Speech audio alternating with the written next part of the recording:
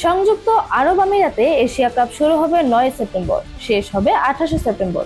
Asia cup শেষ হলেও মধ্যপ্রাচ্যের দেশটিতেই থেকে যাবে বাংলাদেশ দল, কারণ অক্টোবরে সেখানেই আফগানিস্তানের বিপক্ষে সাদা বল ক্রিকেটের দুটি সিরিজ খেলবে লিটন দাস, মেহেদী হাসান মিরাজরা। আজ বাংলাদেশের বিপক্ষে টি-20 ও ওয়ানডে সিরিজের চূড়ান্ত সূচি ঘোষণা করেছে আফগানিস্তান ক্রিকেট বোর্ড।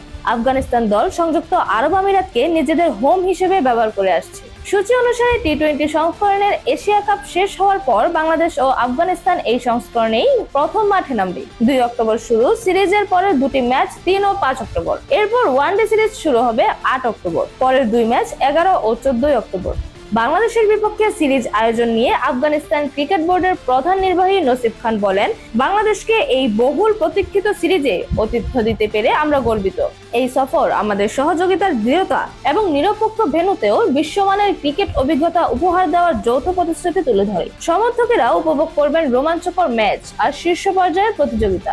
সূচি ঘোষণার সংবাদ বিজ্ঞপ্তিতে বাংলাদেশ ক্রিকেট বোর্ডের প্রধান নির্বাহী নিজামুদ্দিন চৌধুরী বলেন, সিরিজটি আয়োজনের জন্য এবং ধারাবাহিক সহযোগিতার মানসিকতা দেখানোর জন্য আমি আন্তরিক ধন্যবাদ জানাচ্ছি আফগানিস্তান ক্রিকেট বোর্ডকে। দুই দলের সিরিজ শুরু হওয়ার আগেই অবশ্য এশিয়া কাপে মুখোমুখি হওয়ার কথা রয়েছে বাংলাদেশ আফগানিস্তানে। 16 সেপ্টেম্বর দুবাইয়ের এশিয়া কাপের বি গ্রুপের ম্যাচে খেলবে দুই দল। এরই মধ্যে এশিয়া কাপের জন্য দল ঘোষণা করেছে বাংলাদেশ ও আফগানিস্তান।